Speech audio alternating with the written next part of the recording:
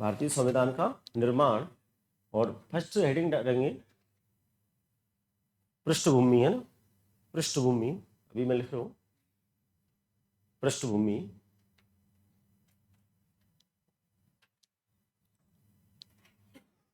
दो तीन बातें हैं।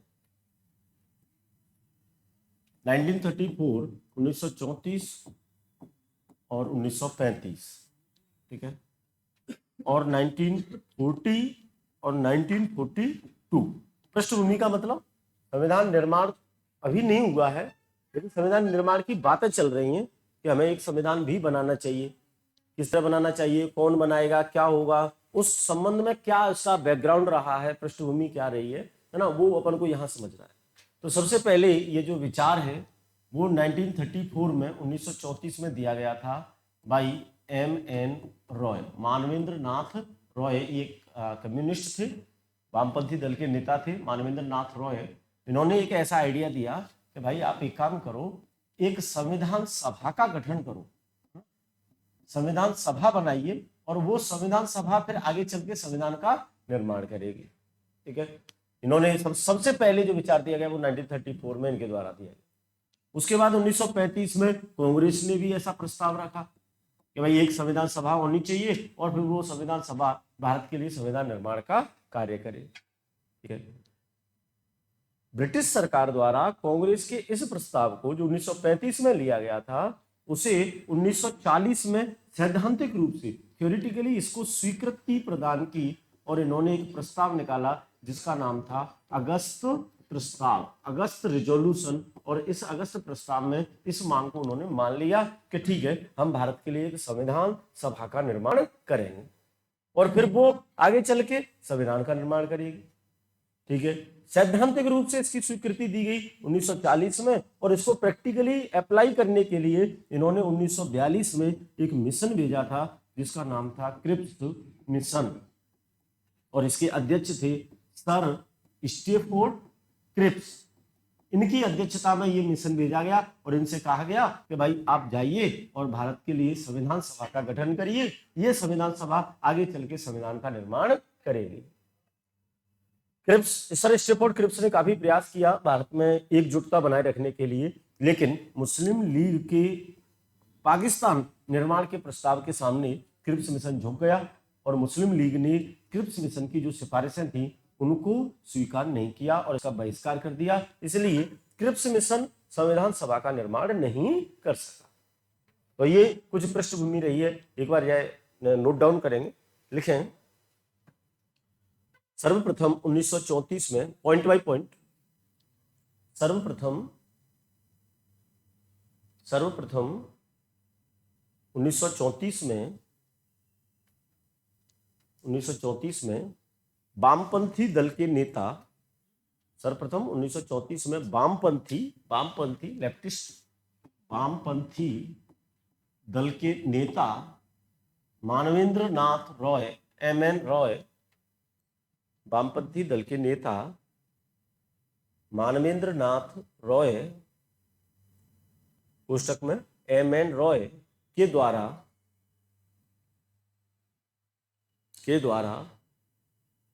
संविधान सभा के गठन का, मानवेंद्र नाथ रॉय M.N. रॉय के द्वारा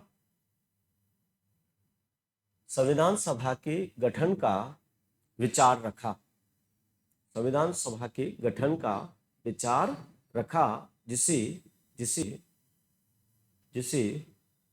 1935 में कांग्रेस द्वारा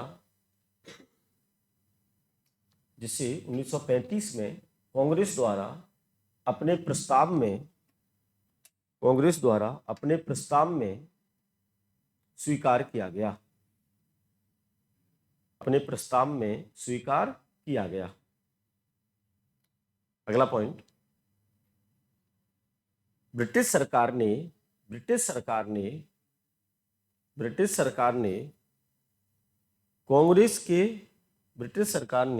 कांग्रेस के इस प्रस्ताव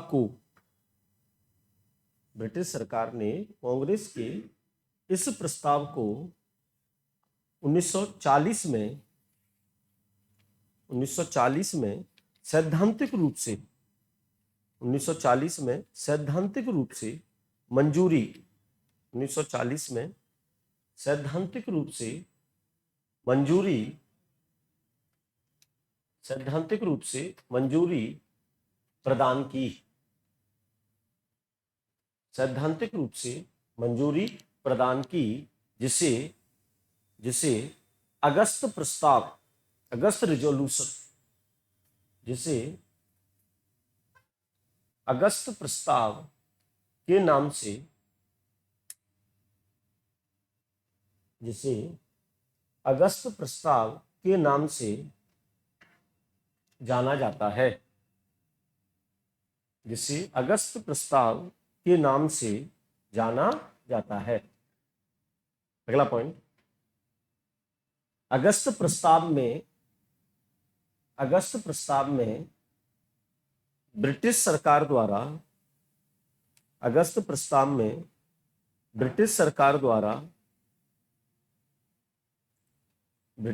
द्वारा ली गई स्वीकृति को ब्रिटिश सरकार द्वारा ली गई स्वीकृति को लागू करने के लिए ली गई स्वीकृति को लागू करने के लिए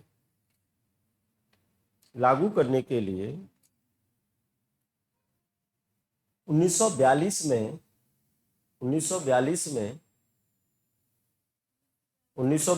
में सर स्टेफोर्ड क्रिप्स लिखा हुआ है। 1942 में sir Stafford Cripps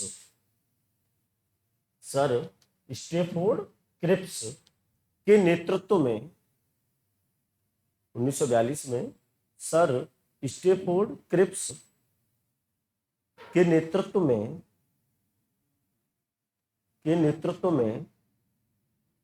Cripps mission Bharat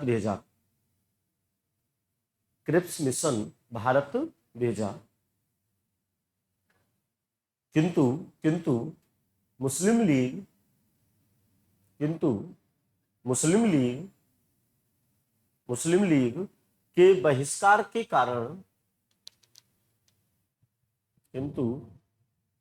league के बहिष्कार के कारण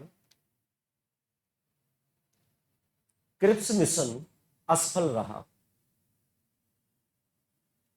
बहिष्कार के कारण क्रिप्स मिशन असफल रहा। नोट डाल के एक पॉइंट लिखेंगे। 1934 में नोट डाल के एक पॉइंट 1934 में एम एन रॉय के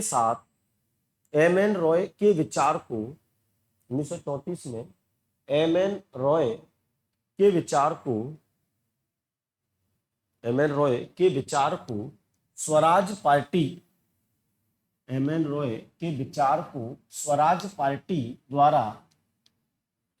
पार्टी द्वारा समर्थन दिया गया था। एम एन रॉय के विचार को स्वराज पार्टी द्वारा समर्थन दिया गया था। ठीक, पेन बंद करेंगे, होने जाना देखें। अभी तक अपन ने क्या पढ़ा है एक बार देख लें। सबसे पहले विचार आया है 1934। विचार देने वाले व्यक्ति का नाम था मानवेंद्र नाथ रॉय, जो वामपंथी दल के नेता थे। इन्होंने कहा कि भारत के लिए एक संविधान होना चाहिए, लेकिन उससे पहले उसके निर्माण हेतु संविधान सभा होनी चाहिए। तो संविधान सभा के गठन का सर्वप्रथम विचार 1934 में रखा गया है मानवेंद्र नाथ रॉय के द्वारा। इनके विचार को स्वीकृति प्रदान की कांग्रेस ने 1935 में, और कांग्रेस ने अपना एक प्रस्ताव लाए और उस प्रस्ताव में भी ये कहा गया कि भारत के लिए संविधान सभा का गठन होना चाहिए। जो कांग्रेस ने अपना प्रस्ताव रखा, उस प्रस्ताव को अंग्रेजों ने स्वीकृति प्रदान की, वो भी सैद्धांतिक रूप से, मतलब कागजों में, और कहा कि हम एक प्रस्ताव लेकर आए, इसका नाम था अगस्त प्रस्ताव 1940, और उसमें यह स्पष्ट उल्लेख कहा गया कि हम भारत के लिए संविधान सभा के गठन का कार्य करेंगे। ठीक है, अब इन्होंने यहां सैद्धांतिक रूप से यहां स्वीकार कर लिया, अब इसे प्रैक्टिकली लागू करना है, संविधान सभा को बनाना है। उसके लिए इन्होंने 1942 में भेजा Cripps mission, sir Stafford Cripps की अध्यक्षता में या उनके नेतृत्व में। क्रिप्स मिशन संविधान सभा का गठन नहीं कर पाए क्योंकि मुस्लिम लीग के द्वारा इनका बहिष्कार कर दिया, और मुस्लिम लीग ने केवल एक ही बात रखी कि संपूर्ण भारत के लिए आप संविधान सभा मत बनाइए, आप भारत के लिए बनाइए केवल, और एक पाकिस्तान के लिए बनाइए अलग से, और पाकिस्तान का निर्माण पहले कर दीजिए, उसके बाद हम कोई दूसरी बात सुनेंगे, अन्यथा हम कुछ सुनेंगे नहीं। चूंकि इसका बहिष्कार कर दिया इसलिए ये भी असफल रहा। तो अभी तक हमने क्या किया है, संविधान सभा के गठन का प्रयास किया है कि संविधान सभा का गठन होना चाहिए। क्लियर? यहां तक पृष्ठभूमि क्या रही है वो अपन यहां बात कर चुके। ठीक है, नेक्स्ट देखें। ऐसे स्टेप बाय स्टेप अपन चल रहे हैं और सभी पॉइंट्स में क्लियर कर रहे हैं। ठीक है, नेक्स्ट फिर होता है संविधान सभा का गठन, और संविधान सभा का गठन कुछ इस तरह से होता है। भाई प्रयास तो बहुत दिनों से जारी है, प्रयास तो बहुत दिनों से हम कर रहे हैं कि संविधान सभा बननी चाहिए, लेकिन अभी वो लागू नहीं हो पा रहा है। फिर एक साल आता है 1946 1946, और 1946 को अंग्रेजों ने फिर दोबारा से एक मिशन भेजा, जिस मिशन का नाम था कैबिनेट मिशन, और कैबिनेट मिशन ने फिर भारत में आकर गठन किया है किसका, संविधान सभा का। तो एक प्रश्न यहां से जबरदस्त प्रश्न जो बनता है वो ये है, संविधान सभा का निर्माण किसकी सिफारिश पर किया गया, तो कैबिनेट मिशन की सिफारिश पर किया गया। यद्यपि क्रिप्स मिशन संविधान सभा के गठन के लिए ही आया था, लेकिन वो सफल नहीं हो पाया। सफल हुआ है तो कौन सा, कैबिनेट मिशन 1946, और उसने भारत में संविधान सभा का गठन किया। ठीक है, तो एक पॉइंट लिख के खत्म करें जा बात है। भारत में अगला पॉइंट, भारत में संविधान सभा का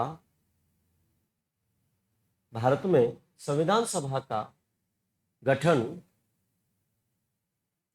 भारत में संविधान सभा का गठन कैबिनेट मिशन, भारत में संविधान सभा का गठन कैबिनेट मिशन 1946,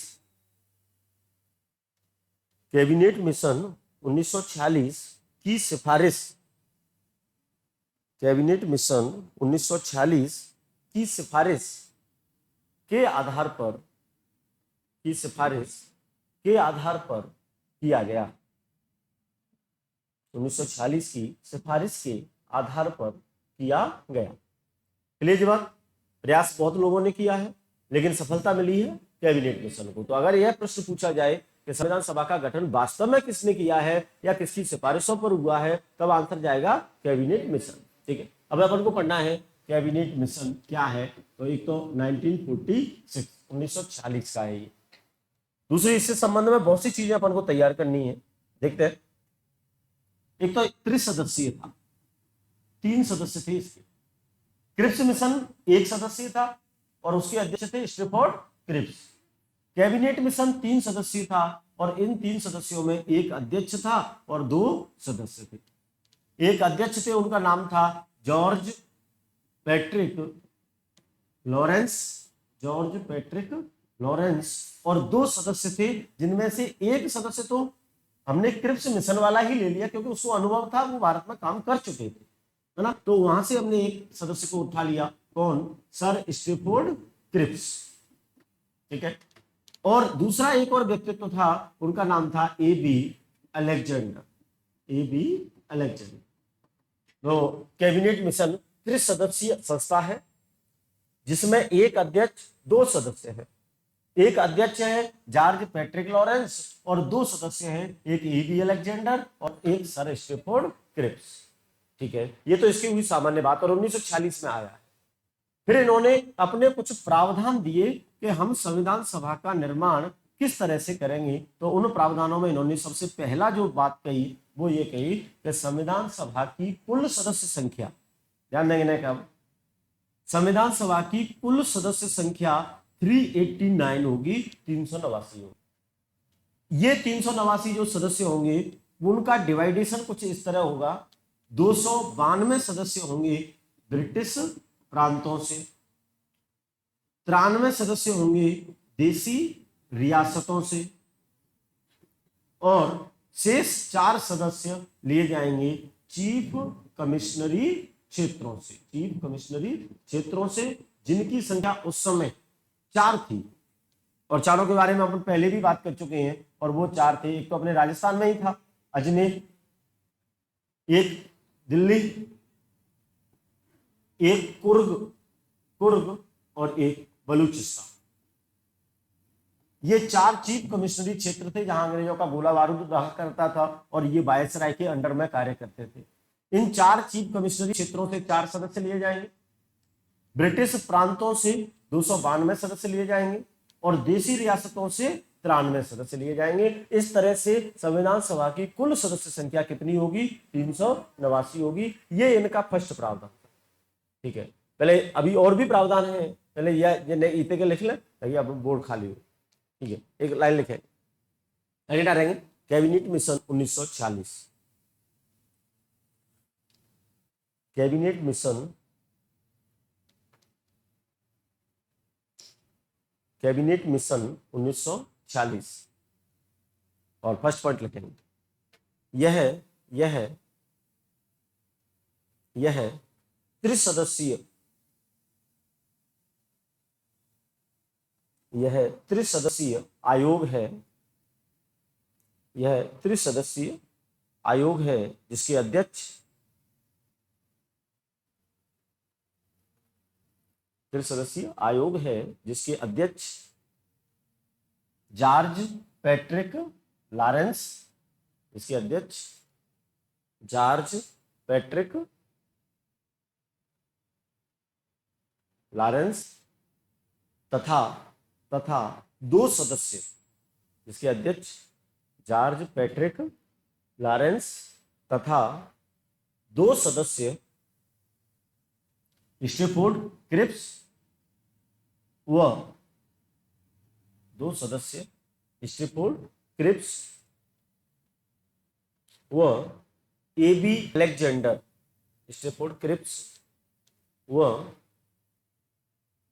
एबी अलेक्जेंडर थे।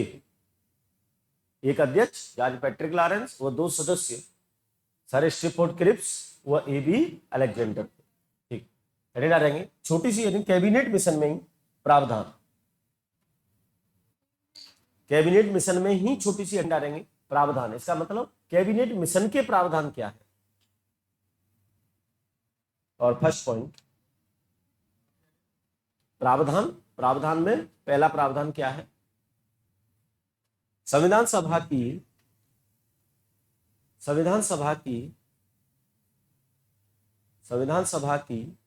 कुल सदस्य संख्या, संविधान सभा की कुल सदस्य संख्या 389, 389, कुल सदस्य संख्या 389 होगी, कुल सदस्य संख्या 389 होगी, जिसमें 292 सदस्य,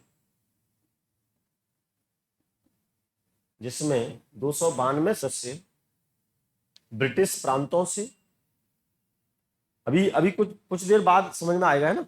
अभी मैं बता रहा हूं, बेसिक करते जाएगा, एक स्टोरी बन जाएगी, कोई दिक्कत नहीं। 292 सदस्य ब्रिटिश प्रांतों से, 93 सदस्य देसी रियासतों से, 292 सदस्य ब्रिटिश प्रांतों से, 93 सदस्य देसी रियासतों से व 4 सदस्य चीफ कमिश्नरी क्षेत्रों से, 4 सदस्य चीफ कमिश्नरी क्षेत्रों से, चीफ कमिश्नरी क्षेत्रों से लिए जाएंगे, चीफ कमिश्नरी क्षेत्रों से लिए जाएंगे, ठीक है। अभी तक यहीं तक रहे।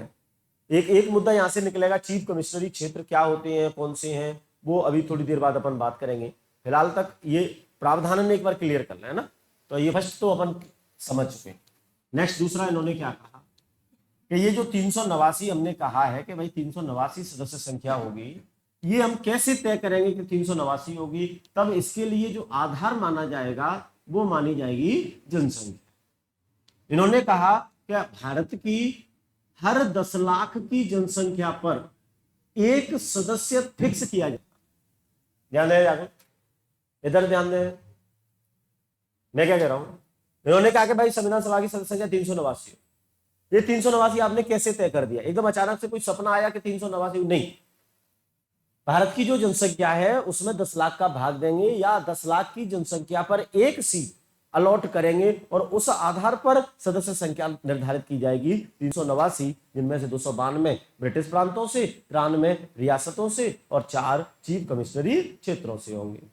ठीक है, ये जो सदस्य हैं, ये जो डिवाइडेशन है उसमें से 292 ये और 4 ये, यानी 296 सीट ऐसी होंगी जिनसे व्यक्ति आएंगे चुनाव के माध्यम से, यानी इन 296 सीटों पर चुनाव होंगे और चुनाव के द्वारा जो व्यक्ति जीतेगा वो हर एक सीट से इस तरह से आते जाएंगे और इस तरह 296 सदस्य तो हमारे पास यहां आ जाएंगे। तो चुनाव हो रहे हैं कहां कहां? एक तो ब्रिटिश प्रांतों में हो रहे हैं और एक चीफ कमिश्नरी क्षेत्रों में हो रहे हैं, तो वहां से हमें 296 सदस्य मिल जाए। ठीक है, ये जो चुनाव है ये चुनाव किस तरह का होगा? ये चुनाव प्रत्यक्ष चुनाव नहीं होगा, इस बात को आप ध्यान रखें। ये अप्रत्यक्ष होगा, एकल संक्रमणीय होगा एवं आनुपातिक प्रतिनिधित्व के आधार पर किया जाएगा। जो आज हम राष्ट्रपति के लिए यूज करते हैं उस आधार पर यह चुनाव किया जाएगा। फ्यूचर में संविधान सभा पर यह आरोप लगाया गया है कि संविधान सभा संपूर्ण भारत का प्रतिनिधित्व नहीं करती है। यह आरोप लगाया गया है। क्यों नहीं करती है? क्योंकि यह कहा जाता है कि संविधान सभा का जो सदस्य आए थे वो प्रत्यक्ष चुनाव से नहीं आए थे। अगर वो प्रत्यक्ष चुनाव से, भाई प्रत्यक्ष चुनाव, direct election is more democratic than indirect election. कहने का मतलब क्या है? अप्रत्यक्ष चुनाव से ज्यादा लोकतांत्रिक होता है प्रत्यक्ष चुनाव। अगर जनता सीधे भागीदारी कर रही है और उस संस्था, किसी संस्था को बना रही है सीधे भागीदारी करके, तो वो संस्था ज्यादा लोकतांत्रिक मानी जाती है बजाय अप्रत्यक्ष के। ठीक है, इसलिए आरोप लगाया जाता है कि भाई आप प्रत्यक्ष चुनाव क्यों नहीं करवाया, आपने अप्रत्यक्ष चुनाव करवाया। चुनाव की प्रक्रिया एकल संक्रमणीय आनुपातिक प्रतिनिधित्व से हुई। इस तरह से हमने 296 सीटें प्राप्त कर ली। अब बच गई कौन सी सीट है? 93 सीट। ये 93 जो सीट है वो मनोनयन के द्वारा भरी जाएंगी। जानिए, मैं जब पिछले बार आया हूं पहले, 93 जो सीट है वो मनोनयन के द्वारा होंगी। और ये मनोनयन कहां से होगा? ये भाई रियासतों की सीट ही तो है। तो रियासतों का जो हेड होगा, जो प्रमुख होगा, जो राजा होगा, वो अपने मन से एक व्यक्ति अपनी अपनी रियासत में से मनोनीत करेगा और मनोनीत करके भेज देगा कहां? संविधान सभा के लिए। इस तरह से टोटल 389 सदस्यों की एक संविधान सभा का निर्माण होगा और ये फ्यूचर में संविधान निर्माण का कार्य करेगी।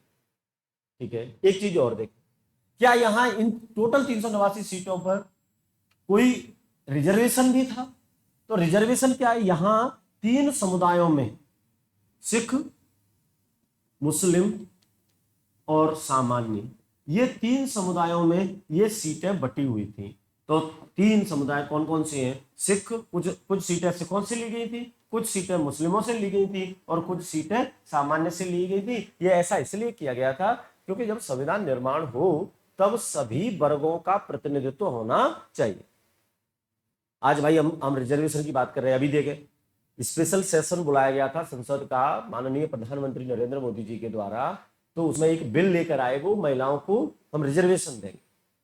एसटी और एससी को आप रिजर्वेशन ऑलरेडी दे चुके ही हो, तो ये आप रिजर्वेशन क्यों दे रहे हो? संसद में रिजर्वेशन क्यों दे रहे हैं? हम इसलिए रिजर्वेशन दे रहे हैं कि संसद में सभी वर्गों के व्यक्ति बैठे, अनुसूचित जाति के भी हों, जनजाति के भी हों, महिलाओं के भी हों, अल्पसंख्यकों के लिए हों, एंग्लो इंडियंस को हों। क्यों? ताकि वो अपने अपने समुदाय से संबंधित नीति निर्माण करें और नीति निर्माण ऐसी हो जिसमें सभी वर्गों का ध्यान रखा जाए। जैसे आपने मान लो एक ही वर्ग जनरल से भर दिया, सब एससी का कोई भी कैंडिडेट नहीं है वहां पर संसद में, तो जो भी नीति निर्माण होगा उसमें क्या एससी के हितों को ध्यान में रखा जाएगा? नहीं रखा जाए। और भारत तो विविधताओं वाला देश है। ऐसी स्थिति में सबका ध्यान रखना हमारे लिए जरूरी है। तब हमने कहा कि ये सीटें इन 3 समुदायों से भरी जाएंगी। आगे जाके ये बात तो हम कहते हैं, है ना, हमारी संविधान सभा पर अभी एक आरोप लगाया गया था, लेकिन हमारी संविधान सभा पर ये प्लस पॉइंट कहा जाता है कि हमारी संविधान सभा में सभी वर्गों का प्रतिनिधित्व था, यहां तक कि महिलाएं भी थी। उस समय 1946 की बात कर रहे हैं अपन, उस समय 15 महिलाएं थी संविधान सभा में। भाई एक मेंस में एक बार प्रश्न पूछा गया था, और थोड़ी सी मैं चर्चा करना चाहूंगा उस पर, कि अपना पहला जो मंत्रिमंडल बना, स्वतंत्र भारत का पहला जो मंत्रिमंडल बना, इस तरह से प्रश्न था, ध्यान देंगे ना, पहला जो मंत्रिमंडल था स्वतंत्र भारत का, उसका चरित्र राजनीतिक नहीं था, बल्कि उसका चरित्र राष्ट्रीय था। उसका चरित्र राष्ट्रीय था। समझाइए, इस तरह से प्रश्न था। मतलब ये जो पहला मंत्रिमंडल बना वो पॉलिटिकल नहीं था, बल्कि उसका चरित्र राष्ट्रीय था। तो फिर ये होता क्या है, एक बार है ना, अभी 2 टर्म है, एक राज्य और एक राष्ट्र, स्टेट और नेशन, ये 2 अलग अलग टर्म है, लेकिन अपन दोनों ने एक ही जगह यूज कर लेते हैं ना। नेशन और स्टेट दोनों में बहुत डिफरेंस। स्टेट का मतलब क्या होता है, राज्य का मतलब क्या होता है? राज्य का दरअसल मतलब होता है, यदि आ जान दो ने, आज पहली बार आएगा तुम? अच्छा जी, पहले तू तो ना पहली बार, तो फिर ऐसे लेट क्यों? अच्छा, पॉलिटिकल पढ़ेला होता ना पहले। ठीक है, ज्यादा ध्यान देना, इधर ध्यान देंगे। नेशन और स्टेट। स्टेट क्या होता है? स्टेट का मतलब होता है कि एक क्षेत्र होना चाहिए, एक निर्धारित सीमाएं होनी चाहिए, उसमें लोग रहने चाहिए, एक सरकार होनी चाहिए, और वो संप्रभु होनी चाहिए। ये 4 सिम्टम्स अगर किसी में हैं, तब हम कहेंगे कि ये स्टेट है, ये राज्य है। फिर नेशन क्या है, राष्ट्र क्या है? राष्ट्र होता है कि इस राज्य के अंतर्गत जो भी लोग रह रहे हैं, वो लोग अपने धर्म को भूल जाएं, अपने क्षेत्र को भूल जाएं, अपने जाति को भूल जाएं, अपने नस्ल को भूल जाएं, अपने रंग को भूल जाएं, और केवल एक ही चीज सोचें कि हम भारत के हैं, हम इस राज्य के हैं। तब ऐसी भावना अगर किसी राज्य में आ जाती है, तब उस राज्य को राष्ट्र कहने लगते हैं। अभी शायद मैंने एक स्टेटमेंट सुना होगा कि शिक्षक राष्ट्र निर्माता होता है और कोई नहीं होता। एक शिक्षक, एक टीचर नेशन बिल्डर होता है, राष्ट्र निर्माता होता है। अभी एक बार मुझे मॉक इंटरव्यू में पूछा गया था कि भारत राज्य है कि राष्ट्र है, तब वो बहुत खुश भी हुए थे इस आंसर से। तब मैंने कहा था कि सर भारत राज्य तो है ही, क्योंकि उसका एक क्षेत्र है, निर्धारित पॉपुलेशन है, एक गवर्नमेंट भी है, और प्रस्तावना के अनुसार गवर्नमेंट संप्रभु भी है, तो राज्य तो है ही। लेकिन राष्ट्र अभी बन रहा है, हम पूर्णतः राष्ट्र नहीं कह सकते, क्योंकि अभी कुछ छोटी मोटी घटनाएं ऐसी देखने को मिल रही हैं जहां हिंदू मुस्लिम राइट्स देखे गए हैं, हिंदू मुस्लिम में लड़ाइयां देखी गई हैं, जाति के आधार पर लड़ाइयां मिल रही हैं। कभी राजस्थान के स्टूडेंट्स एग्जाम देने बिहार में जा रहे हैं तो उनको वहां पीट दिया गया है, अगर केरला में जा रहे हैं वहां पीट दिया गया है। वो ये कह रहे हैं कि केरला की नौकरियों पर आप क्यों आ रहे हैं, बिहार की नौकरियों पर राजस्थानी क्यों आ रहे हैं, उत्तर प्रदेश की नौकरियों पर बिहारी क्यों आ रहे हैं? ये क्या, ये क्षेत्रवाद है?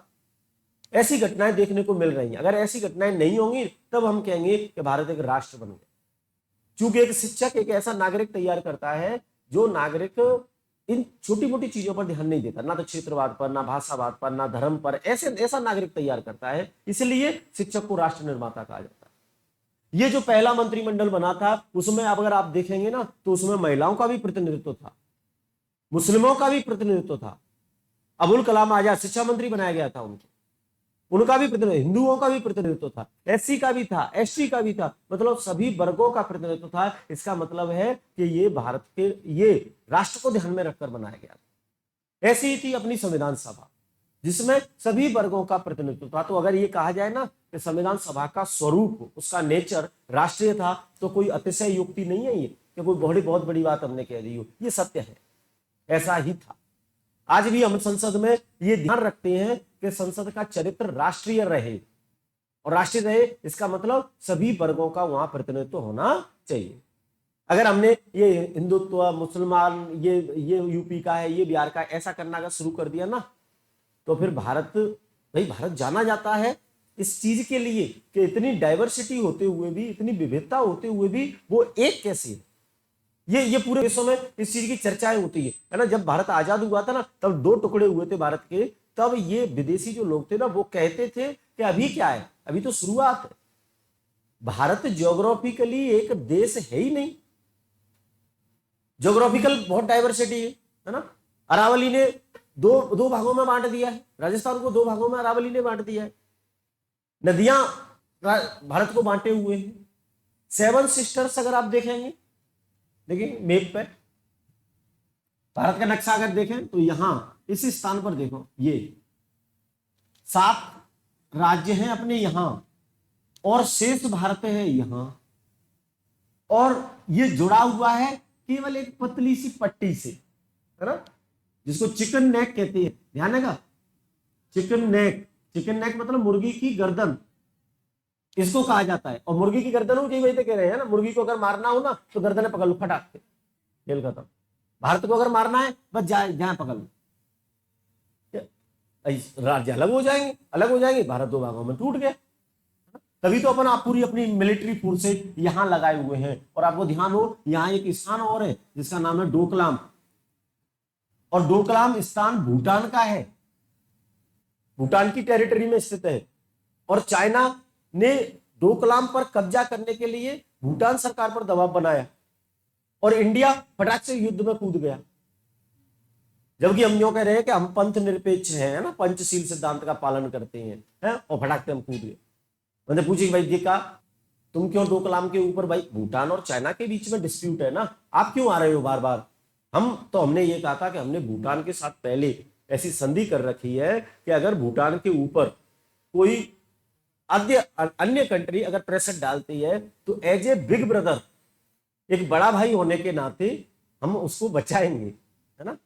ये तर्क तो यही दिया जाता है ना, विदेश नीति में तर्क ऐसे ही दिए जाते हैं। लेकिन हकीकत में क्या था, हकीकत में यह था कि डोकलाम पर चाइना का कब्जा होने से वो चिकन नेक तक उसकी अप्रोच बढ़ जाएगी, उसकी पहुंच बढ़ जाएगी, और वो कभी भी गर्दन मसल सकता है ना। उसके लिए वास्तविक रीजन ये था। अभी सिंधु नदी पाकिस्तान में के साथ वो जो उरी हमला हुआ था, है ना, उरी अटैक में हमारे काफी फौजी मारे गए, तो भारत में एकदम से एकदम उदम दंगा चलने लगा कि भाई पाकिस्तान को सबक सिखाओ, नहीं तो फिर। और इलेक्शन टाइम था उस समय, 2019 वाला इलेक्शन था उस समय, तो उससे जस्ट पहले ये घटना हुई थी। तो फिर ये भारत में ये बात आ रही थी कि एक काम करो, सिंधु नदी को रोक दो।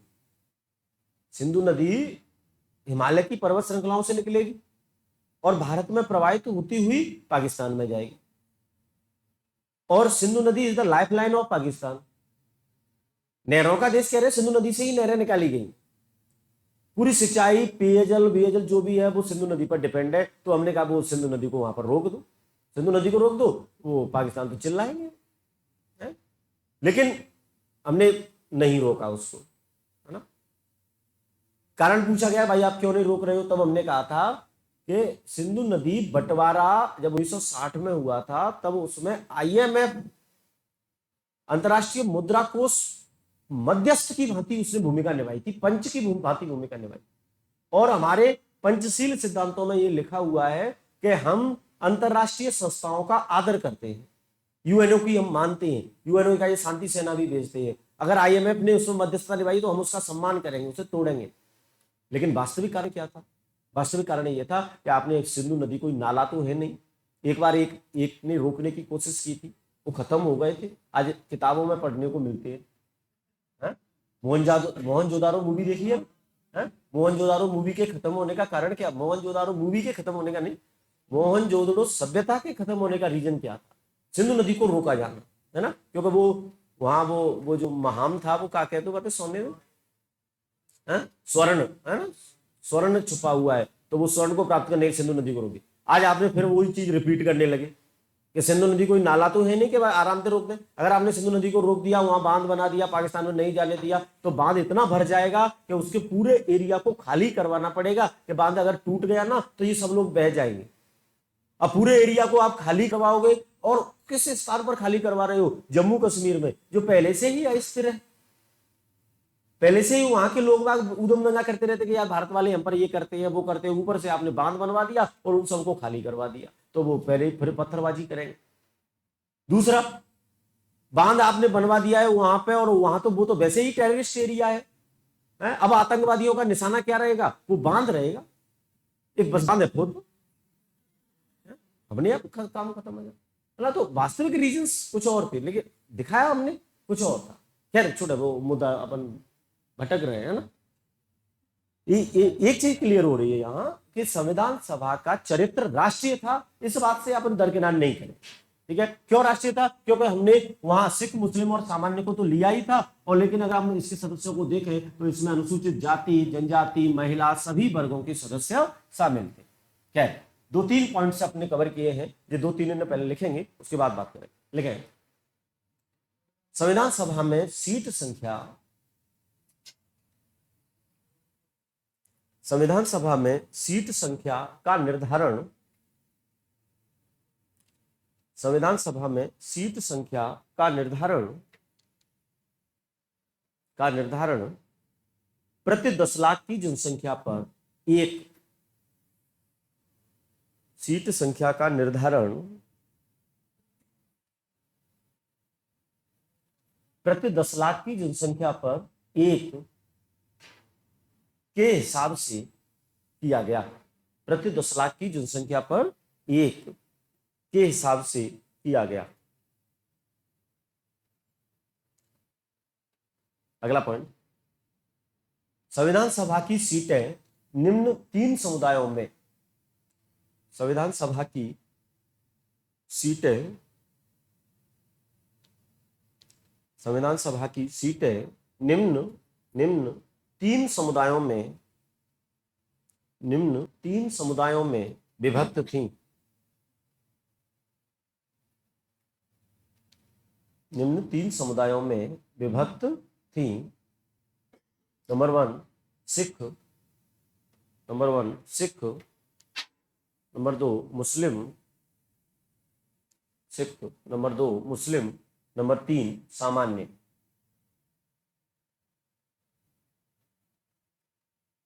नंबर 3 सामान्य। एक और पॉइंट, 292 + 4 बराबर 296 सीटों पर, 292 + 4 यानी 296 सीटों पर अप्रत्यक्ष, सीटों पर अप्रत्यक्ष एकल संक्रमणीय, अप्रत्यक्ष एकल संक्रमणीय आनुपातिक प्रतिनिधित्व, एकल संक्रमणीय, ये वो राष्ट्रपति में जो पढ़ा है वो ये आनुपातिक प्रतिनिधित्व के आधार पर, आनुपातिक प्रतिनिधित्व के आधार पर चुनाव होने थे।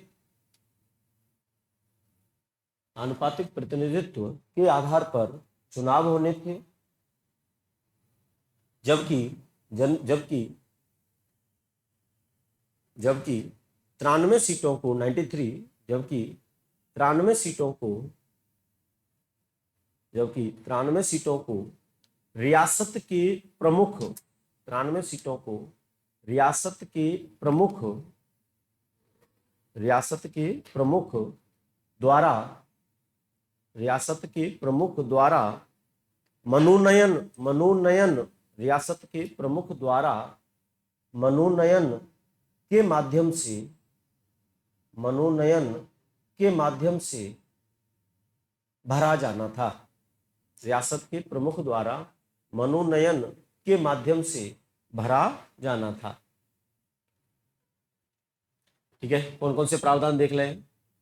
389 सीटें होंगी 10 लाख की जनसंख्या पर एक, 3 समुदाय में बटी होंगी, सिख, मुस्लिम और सामान्य। 389 सीटों का डिवाइडेशन 292 सीट प्रांतों से, 93 सीट रियासतों से और 4 सीट चीफ कमिश्नरी क्षेत्रों से। तो 292 और +4 यानी 296 सीटों पर क्या होने हैं, चुनाव होने हैं, और 93 जो सीटें हैं वो उस रियासत का जो राजा है उसके द्वारा मनोनयन के माध्यम से भरी जाएंगी। तो एक संविधान सभा पर यह आरोप और लगेगा आगे चल के कि संविधान सभा आंशिक रूप से निर्वाचित संस्था थी, क्योंकि उसकी 93 सीटें चुनाव से नहीं भरी गई हैं बल्कि मनोनीत के माध्यम से भरी गई हैं, और मनोनयन इज लेस डेमोक्रेटिक, बहुत कम लोकतांत्रिक होता है मनोनयन। ये बात अपन पहले भी पढ़ चुके हैं ना, मनोनयन बहुत कम लोकतांत्रिक, अप्रत्यक्ष चुनाव अपेक्षाकृत अधिक लोकतांत्रिक, और प्रत्यक्ष चुनाव और अधिक लोकतांत्रिक। अगर कोई संस्था प्रत्यक्ष चुनाव से बनाई गई है तो वो लोकतांत्रिक संस्था है, और अगर कोई संस्था मनोनयन के माध्यम से बनाई गई है तो फिर वो तो मन की बातें हैं, तो वहां वो लोकतांत्रिक नहीं। ठीक है, तो आज मैं वैसे सोच के आया था कि यार आज इस टॉपिक को कंप्लीट करेंगे, लेकिन वो क्लास ही थोड़ी लेट शुरू हो पाई, इस वजह से आज कंप्लीट नहीं हो पाया है ना। टाइम ओवर, तो वी विल स्टार्ट ज्योग्राफी। ठीक है, क्लास रिकॉर्डेड है, आप मतलब मैं डाल रहा हूँ चैनल पर, तो वहां से आप सुन भी सकते हैं ना।